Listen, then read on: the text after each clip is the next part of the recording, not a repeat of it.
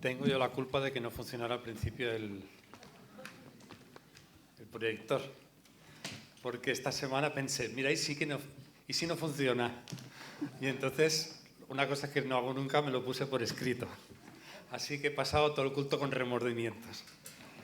Pero menos mal que ya funciona. Me pasó una vez en Estambul, estábamos reuniendo la ofrenda de los domingos para en adelante alquilar un local, y nosotros vivíamos a pie de calle, de jardín, y ahí nunca cerrábamos la puerta del jardín ni nada.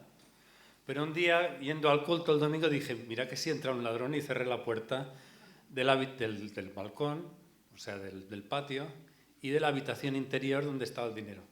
Pues cuando llegamos del culto, nos sopló un viento a la cara, estaba la puerta del patio abierta, y alguien había intentado con un destornillador abrir la otra puerta interior para robarnos el dinero. Así que no tengáis malos pensamientos. Aquello que dicen piensa mal y te pasará. Bueno, la Biblia nos dice lo contrario. Piensa bien y te ocurrirá. Esa era la anécdota. Vamos a tener una oración y luego meditar en el tema de hoy. Señor, pedimos que tú, como siempre, nos hables, nos llenes con tu palabra, con tu espíritu, que tu estímulo pues aligere nuestras cargas, que a la vez abra nuestros ojos y nos ayude a ver horizontes más allá de lo que vivimos día a día, que nos permita ese contacto y esa comunión contigo, como nos mencionaba el hermano. Ponemos este tiempo en tus manos, en nombre de Jesús. Amén.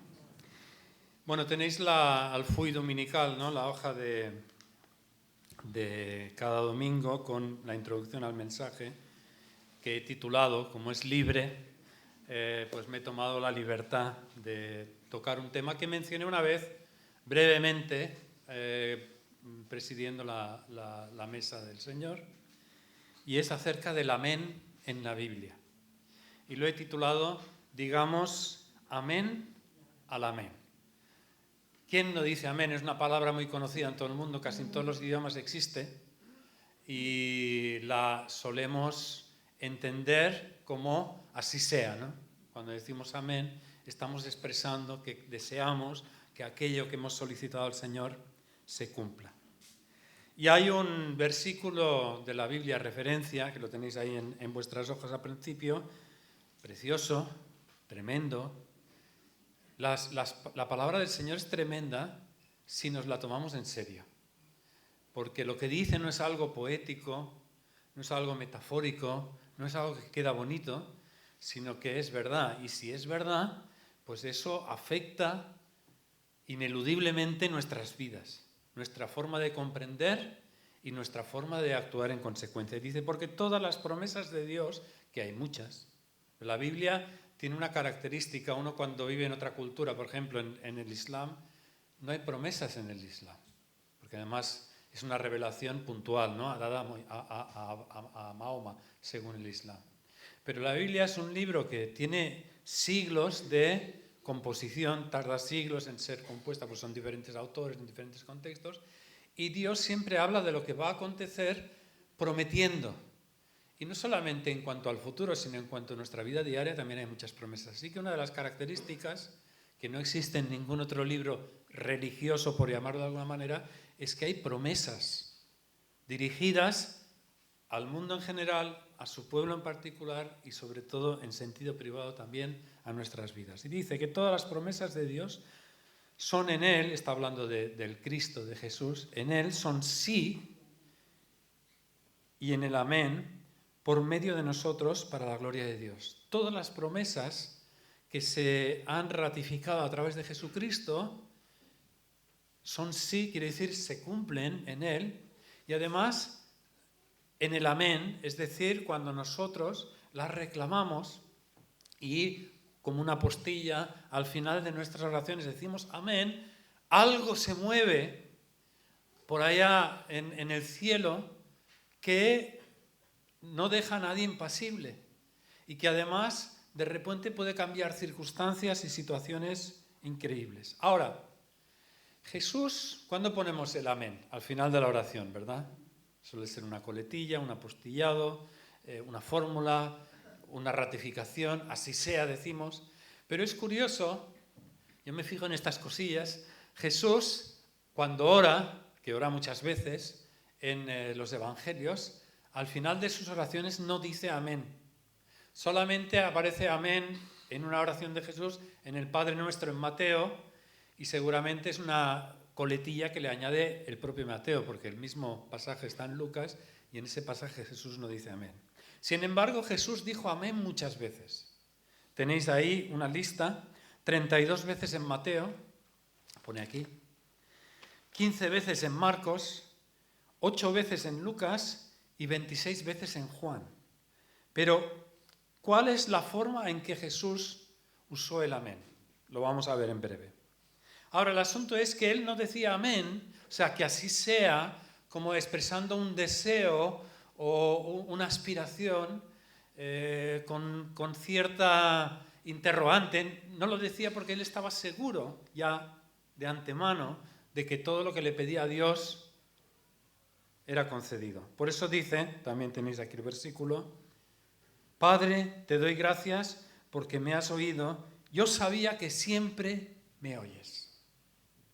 Y este que siempre me oyes no es solamente válido para Jesús, sino que luego el propio apóstol Juan, en su primera carta, nos recuerda, esta vez refiriéndose a nosotros, dice, y esta es la confianza que tenemos en Él, que si pedimos alguna cosa conforme a su voluntad, Él nos oye. No solamente que oye un ruido por ahí, un murmullo de gente que está pidiendo algo. Cuando dice que Él nos oye, quiere decir que pone toda la atención y la voluntad de cumplir aquello que le estamos solicitando y sigue. Y si sabemos que Él nos oye en cualquier cosa que pidamos, sabemos que tenemos las peticiones que le hayamos hecho, como dice antes, porque pedimos conforme a su voluntad. Jesús dijo, yo sé que tú siempre me oyes. Juan nos dice, Él siempre nos oye. Así que cuando usamos el amén, podemos hacerlo con una convicción, como dice también Marcos en un sitio, cuando pidáis, creed que ya lo tenéis y lo recibiréis. Ahora, he puesto ahí una imagen de Barcelona con el arco iris, porque el arco iris, sabéis, que aparece tras el diluvio y como señal de la promesa de Dios que ya nunca más destruiría el mundo a través de un diluvio. Entonces el arco iris es un símbolo de la fidelidad de Dios, de que Dios no rompe sus promesas. Ahí, perdón, que no estaba en pantalla, ahora lo veis. Esto es en enero pasado en Barcelona sobre la Pedrera. Bueno,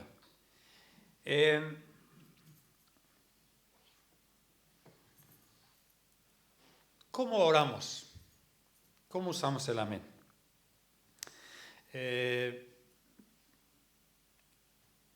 Estábamos en una ciudad del interior de Turquía que se llama Eskişehir, donde tenemos una iglesia, y claro, las autoridades, la policía no estaban muy contentas. Y un día vino a la iglesia entre semana y había un iraní de origen azerí, que quiere decir un grupo étnico que está en Irán, pero que también hablan turco, aunque es un turco un poco diferente. Y entonces la policía le hizo un interrogatorio, ¿qué haces tú aquí? Él dijo, pues nada, estoy aquí, me siento, a veces barro un poco, si hace falta, o preparo un poco de té, o si viene alguien, por ejemplo, un refugiado, como sé turco y sé iraní, pues les ayudo a traducir o lo que sea. Y entonces hicieron un atestado y se lo hicieron firmar. Y a raíz de eso, la policía fue al Ministerio de Trabajo y nos acusó de tener una empresa de limpieza, dijo que barría de vez en cuando, de servicios sociales, dijo que hacía té, y de traducción, porque decía que ayudaba a algunos si no entendía, y emplear a un refugiado, lo cual es ilícito, y nos pusieron una multa de 7.000 euros por todo eso. Ya entendéis la situación, ¿no? Entonces, claro, nosotros, ¿qué hacemos con esto? Lo llevamos a juicio, pero para llevarlo a juicio, ¿qué podemos alegar? Entonces, escribimos un texto en el que el azerí, el iraní, ponía yo soy de Irán y entonces el turco no lo entiendo muy bien y no sabía muy bien lo que firmaba. Lo escribimos en turco y luego él lo tradujo al iraní, porque se supone que no sabía turco. Entonces eso lo llevamos a un notario para que nos lo volvieran a traducir del iraní al turco y poderlo presentar en el juicio. Bueno, estos líos son comunes en Turquía, para entendernos. Pero claro, cuando íbamos a un notario y el notario leía que esto era para presentar que la policía se había aprovechado de ese pobre hombre que no sabía el idioma, estaban te sellan, ¿no? En Turquía son un poco más displicentes y van muy rápido el mismo día, te lo leen, te hacen la fotocopia y te lo compulsan, ¿no? Y te ponen el sello. Y entonces se lo leía y cuando leía que era algo contra la policía, decía, yo esto no lo puedo sellar.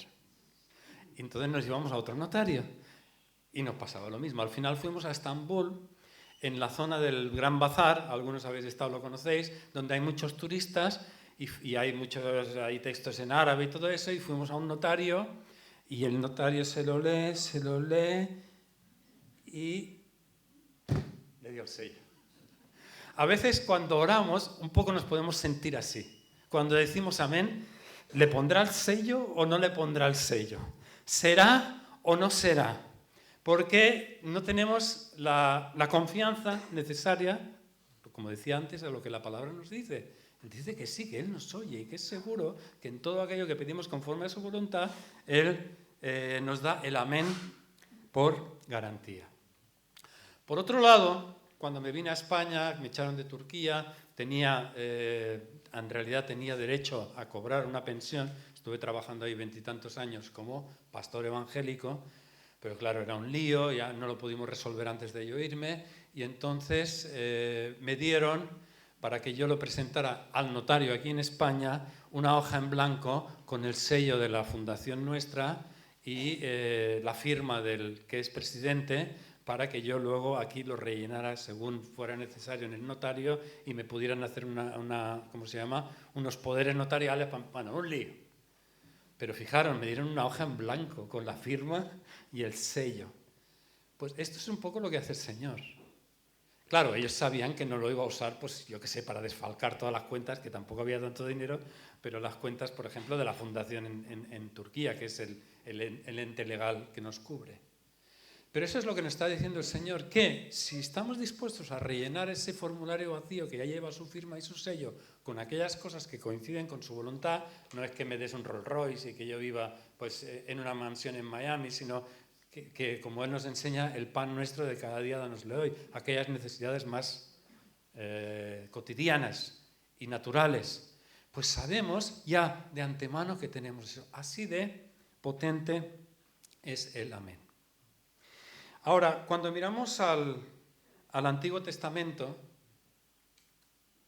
hay, aparte del uso típico, así sea, hay dos usos más que yo os quiero mostrar, porque la palabra amén viene de amán, que quiere decir creer. Creerle a alguien, estar seguros de que su palabra no es en vano, de que no nos está engañando, de que no está jugando con nosotros. Y entonces de aquí voy a daros 3 ejemplos en el Antiguo Testamento para que podamos ver esas otras dimensiones del amén. La primera es la típica que conocemos, no así sea. Dice en el texto que veis en pantalla que allí el sacerdote Sadoc y el profeta Natán lo unjan como rey sobre Israel y tocad trompeta y decid viva el rey Salomón.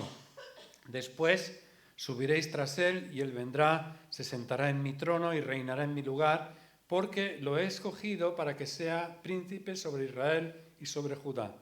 Y Benaía, hijo de Joaída, respondió al rey y dijo, amén. ¿Qué quiere decir? Así sea. Así lo diga también el Señor, el Dios de mi Señor, el Rey. Expresa una expectativa, un anhelo, un deseo que todavía no se ha confirmado, pero que positivamente avalamos, que queremos que realmente se cumpla. El típico así sea que usamos nosotros. Ahora, vamos a ver otro uso, esta vez en Nehemías, de nuevo en el Antiguo Testamento, que refleja una afirmación, un compromiso tajante.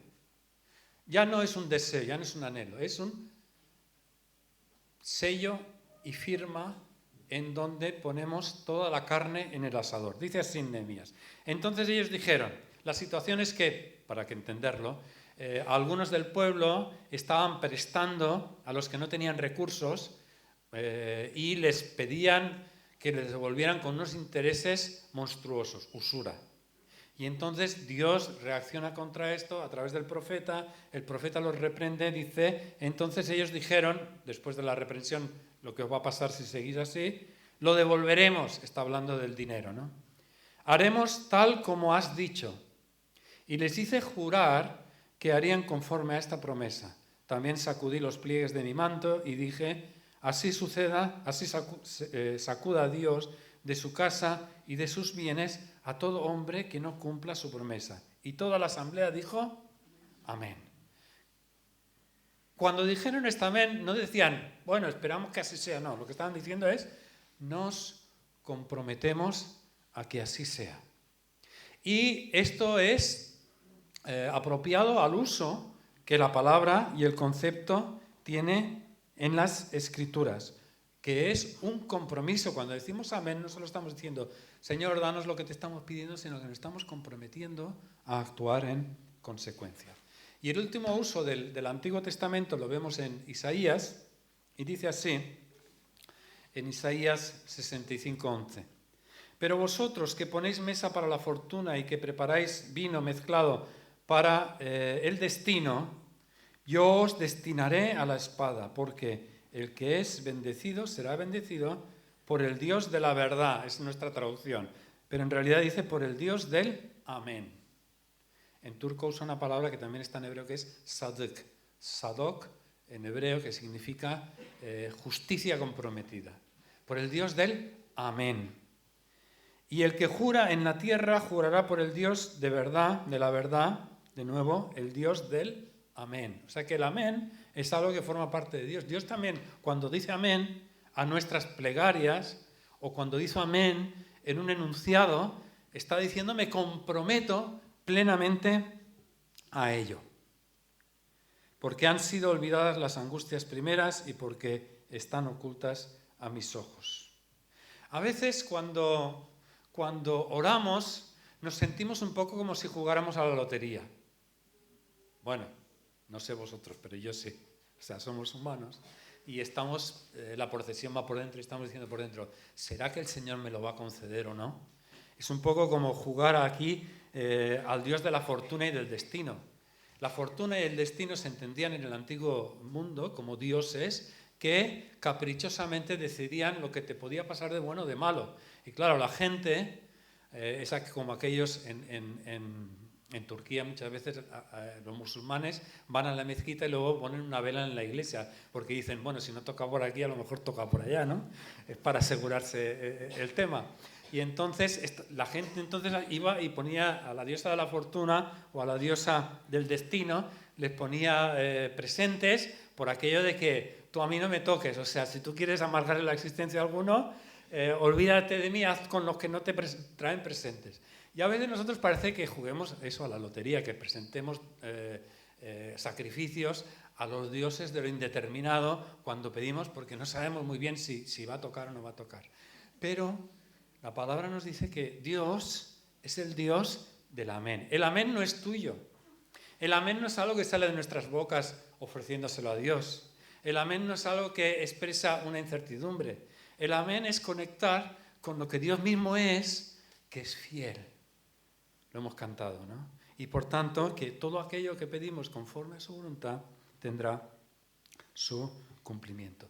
Tan fuerte es la expresión, por ejemplo, en Génesis, cuando se usa la palabra amén, claro, no se ve reflejado en nuestras traducciones porque se traduce de una forma más dinámica para darle un sentido a la frase fácil de entender en nuestra lengua. Por ejemplo, cuando José está en Egipto y está sobre todos los bienes de Faraón, y entonces llegan sus hermanos, no los reconocen, pero él les pregunta de dónde vienen, quién es su padre, cuántos hermanos tienen, y dicen, tenemos un hermano que se ha quedado con nuestro padre, y él les dice, traedlo aquí, si no, yo pensaré que sois mentirosos, etcétera, etcétera. Es una expresión muy interesante, dice, traedme a vuestro hermano menor para que vuestras palabras sean verificadas, dicen nuestras versiones, para que vuestras palabras sean amén, es lo que dice la Escritura. Creo que vamos entendiendo un poco la fuerza, la potencia que tiene la expresión en la Biblia.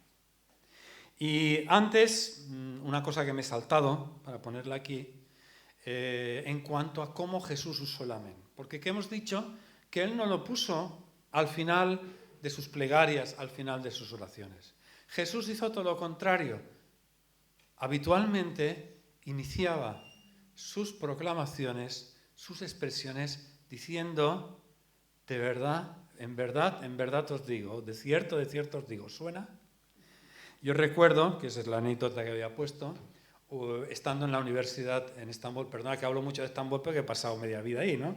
Pero bueno, estando en la Universidad de Estambul estudiando turco, antes de entrar en literatura turca, pues habían varios estudiantes internacionales y entonces unas semanas nos hicieron hacer una composición y al día siguiente la trajimos, a la semana siguiente, y entonces había una muchacha, Mehriban, también azerí, pero de Azerbaiyán, también iraní, como aquel, pero vamos, era una estudiante.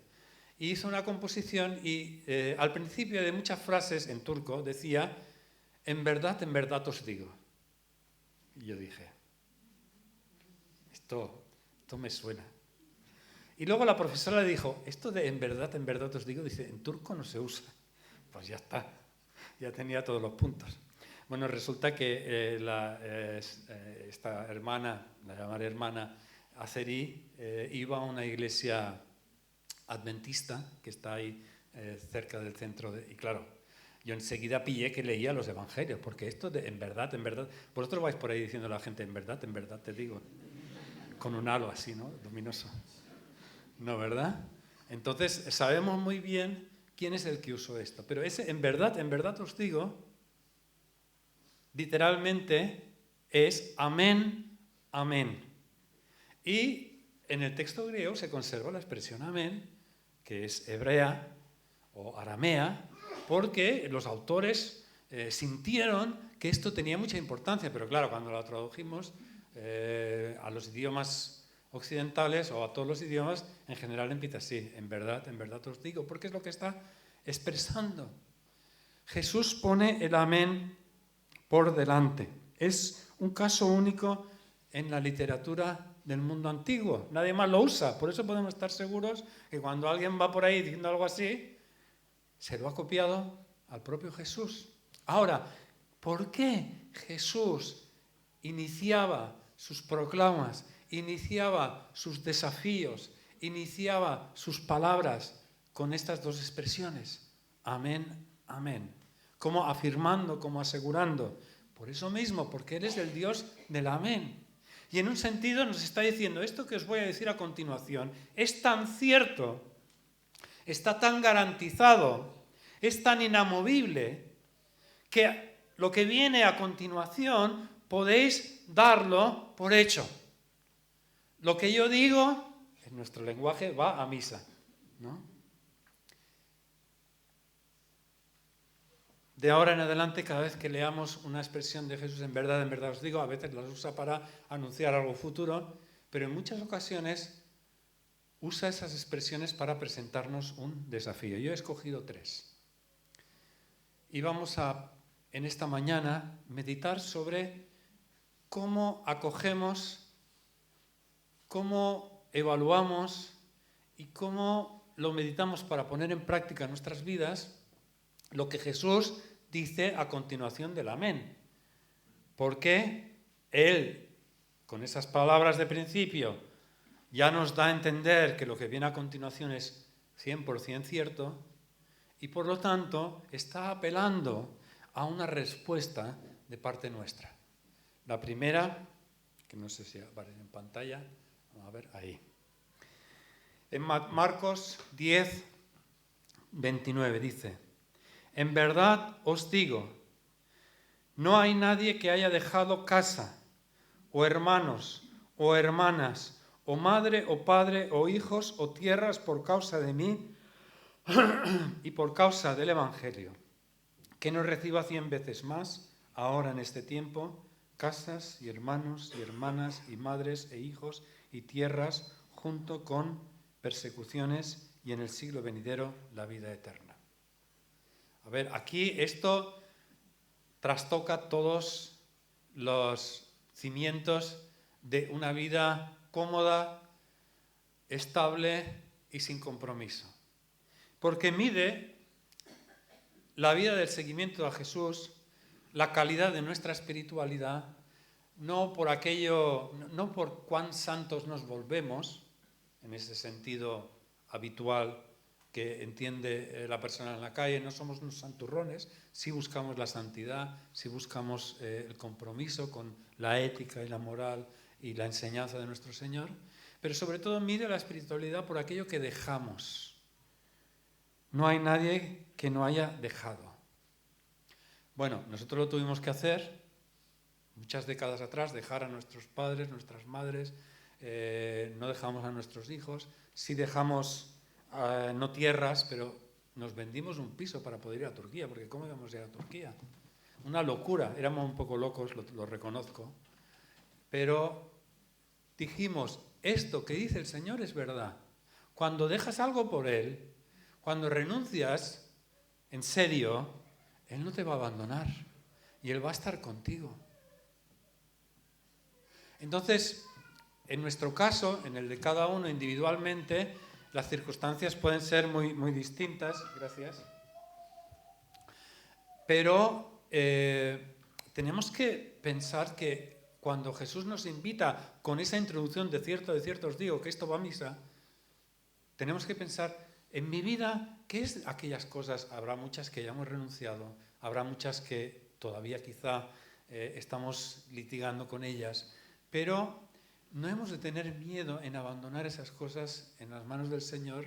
Claro, Jesús se refiere a los vínculos más fuertes. En Oriente Medio, el vínculo familiar, si aquí es fuerte, allí no es el doble ni el triple, es increíblemente superior.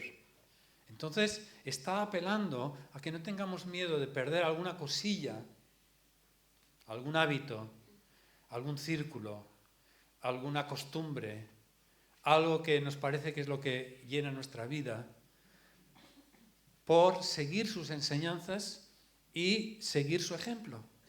Porque no vamos a salir perdiendo. Claro, no lo hacemos esto diciendo, mira, Señor, yo no me vendo un piso diciendo, mira, Señor, me he vendido un piso a ver si me da 100 cuando vaya a Turquía, ¿no? Ni mucho menos. Pero sí el Señor nos ha permitido ahí pues tener un gran patrimonio. Tenemos ahora entre las 12 iglesias que forman Turquía, tenemos un gran patrimonio de varios millones de valor. No lo tengo yo, las escrituras no están sobre mí, pero es un fruto que el Señor nos ha permitido ver, y también muchos hijos y muchas hijas. Entre las 12 iglesias, que no sé si aparecerán aquí en pantalla, ahí, pues tenemos hoy unos 500 hijos e hijas. A ver, tenemos 3 hijos naturales, 4 nietos, somos 6 hermanos aquí en España, un hermano en Zaragoza, en Huesca, y muchos sobrinos, y mi madre, que gracias a Dios sigue con vida, aunque muy mayor, pero además tenemos una familia, vamos, una tribu. Son muchos creyentes que el Señor nos ha permitido ver, porque un día dejamos algo. Es mucho más lo que hemos recibido, pero me gustaría ponerlo de otra manera. Es mucho más lo que Dios ha recibido que aquello de lo que nosotros renunciamos, sea poco, sea mucho, sea arriesgado o tenga ciertas garantías. Y por eso Jesús al principio dice, de cierto os digo, no hay nadie que haya dejado.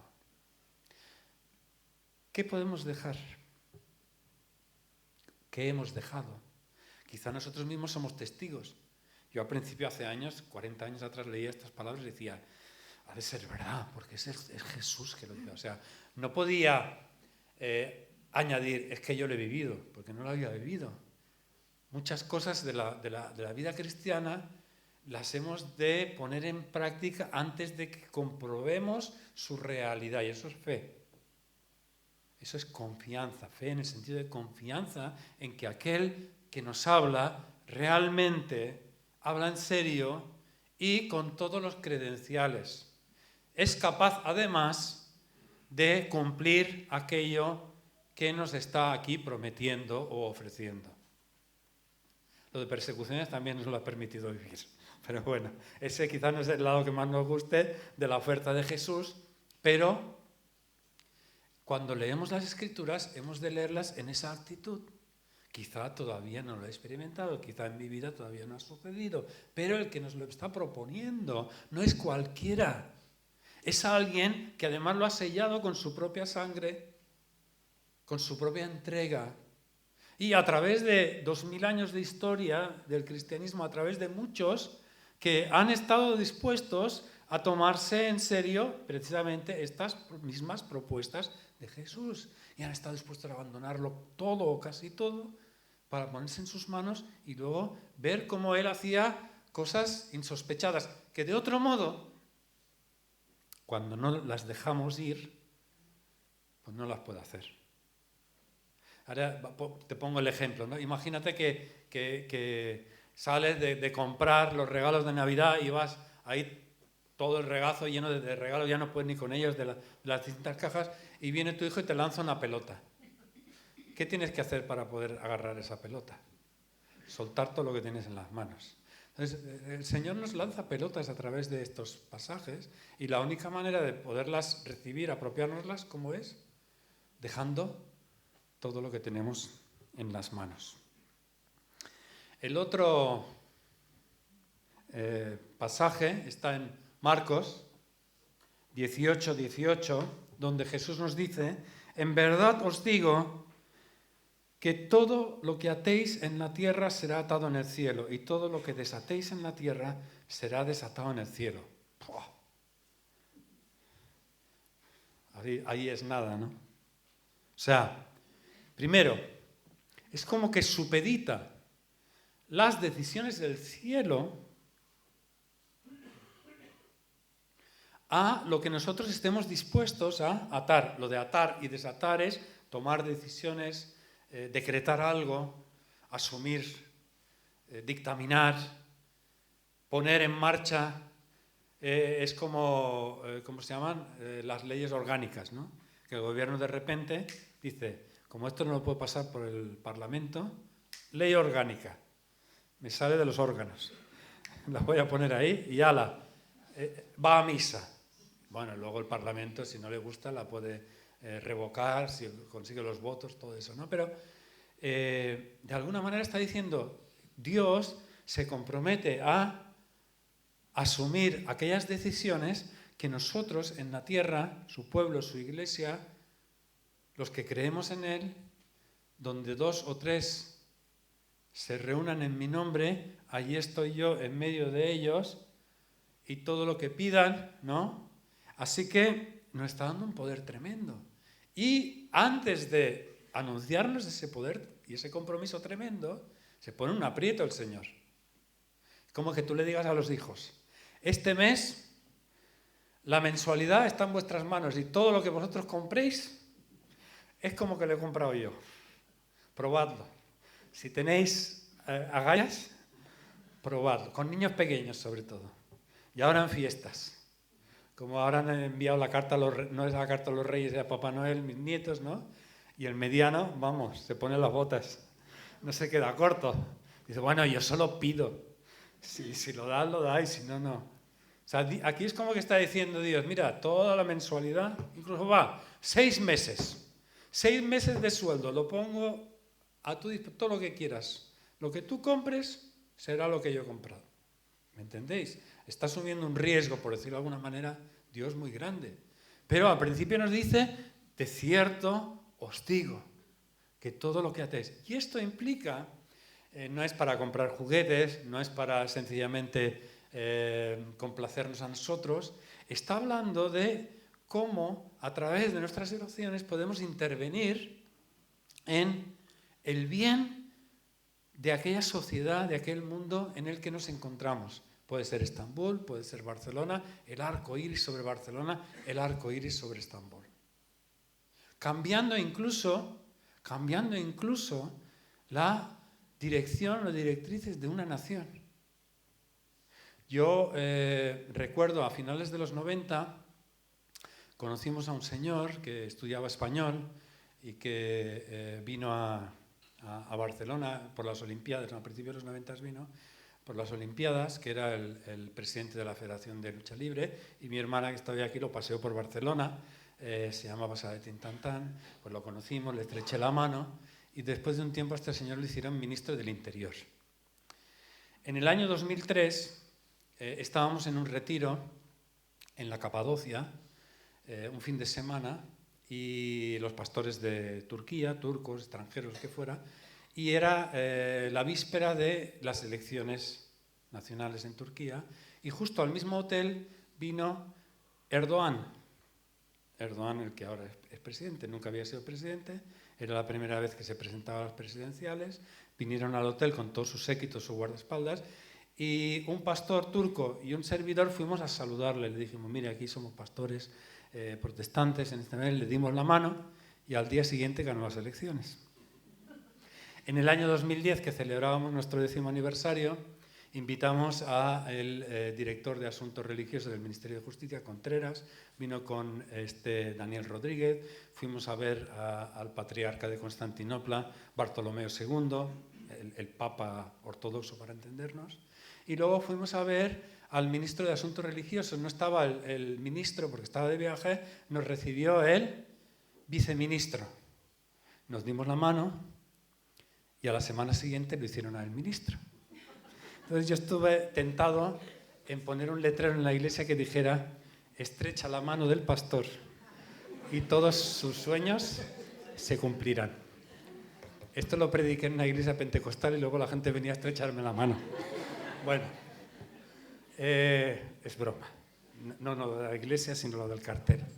Lo que quiero deciros es que no fue de esta manera, pero sí que el Señor nos permitió incidir entre las autoridades, llegar a lugares que aquí en España a veces ni hemos podido llegar, una audiencia con el rey o con Pedro Sánchez. Y ahí el Señor nos ha abierto puertas. ¿Por qué? Porque creíamos, de forma ingenua si queréis, como un niño, que lo que Jesús dice aquí es verdad. De cierto os digo que lo que atéis en la tierra será atado en el cielo. Conseguimos registrar la iglesia, conseguimos salir en toda la prensa, conseguimos salir en los canales principales de televisión, conseguimos también ofrecer un amparo legal para los creyentes protestantes que no lo tenían en el país. En realidad no conseguimos nada. ¿Quién lo hizo? En realidad lo hizo el Señor del cielo, porque Él dice, de cierto os digo. Y para finalizar, un último texto en Juan, donde Él nos dice, en verdad os digo que si el grano de trigo no cae en tierra y muere, se queda solo. Pero si muere, produce mucho fruto. Morir está hablando de sí mismo en un sentido, de que Él morirá y resucitará y producirá fruto, pero está hablando también de aquellos que lo vamos a seguir. Que no penséis que lo que yo he vivido es solamente para mí, pero igual que yo he vencido a la muerte, he vencido todos los obstáculos, aunque he tenido que pasar el trago, así vosotros, en una menor medida, tenéis que vivir estas cosas, arriesgarlas, para poder llegar a los triunfos que Dios quiere aportar a vuestras vidas. Morir es morir a nuestra comodidad, morir es morir a veces a nuestros placeres legítimos, los buenos incluso, es morir a condiciones de nuestro carácter. Si a ti no te gusta relacionarte con la gente, es morir a eso para relacionarte más. Si todo el día estás hablando, es morir a veces, a lo mejor a cerrar la boca de vez en cuando. Si eres un poco de la Virgen del Puño, es morir a tu racanismo para dar más en la ofrenda. O si te lo gastas todo continuamente, es morir para hacerte un programa, ¿no? Y no gastar tanto. Puede ser morir de muchas maneras. Yo recuerdo en una ocasión que estábamos repartiendo invitaciones para un pase de la película de Jesús en un centro comercial, el primero que hubo en Estambul, muy famoso, y detuvieron a una hermana turca que se llama Nur y se la llevaron a comisaría. Y claro, una chica sola, pues, y yo, que me habían detenido y había estado yo esto y sé lo que es, yo por dentro decía, y ahora es que tú eres su pastor. ¿Vas a dar la cara por ella o no? Pero si yo doy la cara por ella, que soy extranjero, igual me echan del país. ¿Qué voy a hacer? Pues esas situaciones son situaciones en las que has de morir. Al final fui y di la cara por esta hermana. Y sí, la dejaron libre. Ya teníamos entonces la fundación, ya era pastor trabajando y entonces conocía las leyes, porque como había tenido que pasar por todo eso, le dije que lo que estábamos haciendo es uso de nuestro derecho constitucional de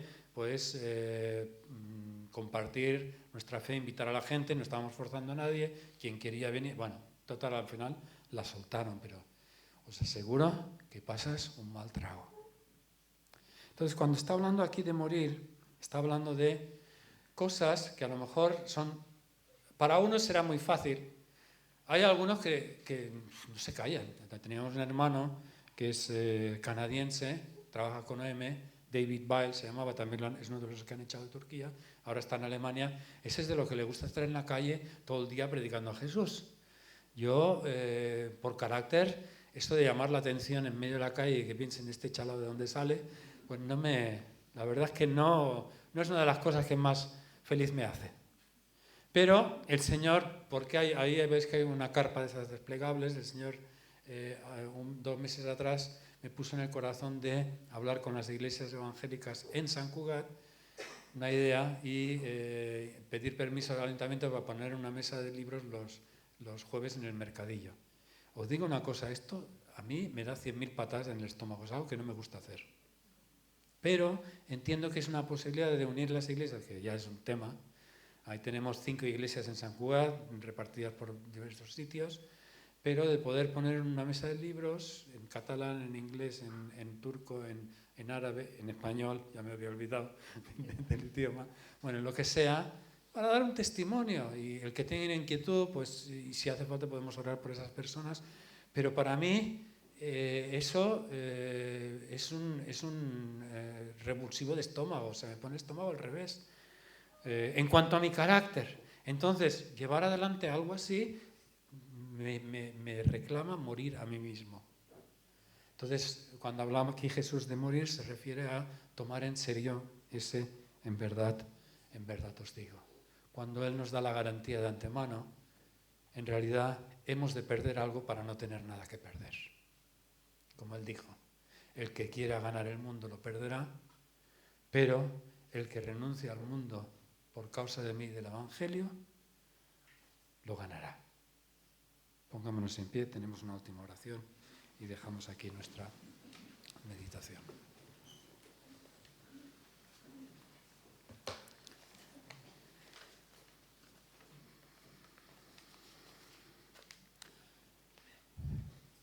Señor, yo te quiero dar gracias, Jesús, por la forma tan sencilla y explícita en la que tú nos das garantías. Y no es algo ahí que está en el pasado, en una nebulosa de incertidumbre. ¿Será que lo dijo? ¿Será que no? ¿Ocurrió o no ocurrió? Sabemos, por cierto, también por experiencia propia, que lo has hecho y lo sigues haciendo en todas las vidas de aquellos que se toman en serio tu invitación. Ayúdanos a dejar aquello que pueda ser un obstáculo a nuestro seguimiento tuyo. Ayúdanos a morir aquello que nos hace recluirnos en nuestra propia caparazón, aislándonos de ti.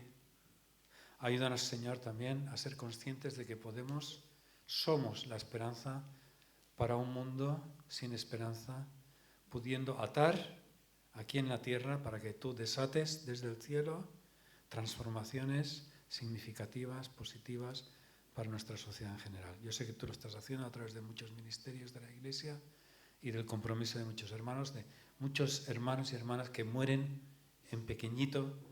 Ahí morimos en pequeñito en nuestro corazón porque confiamos en ti. Pero sobre todo te damos gracias por que tú eres el primero que se ha comprometido y sigue comprometido con nosotros. Y por eso queremos alabarte y adorarte y pedir que tú sigas guiándonos y mostrándonos quizá aquellas cosas que quieres hacer en y a través de cada uno. En el nombre de Jesús te lo pedimos. Amén. Que el Señor os bendiga.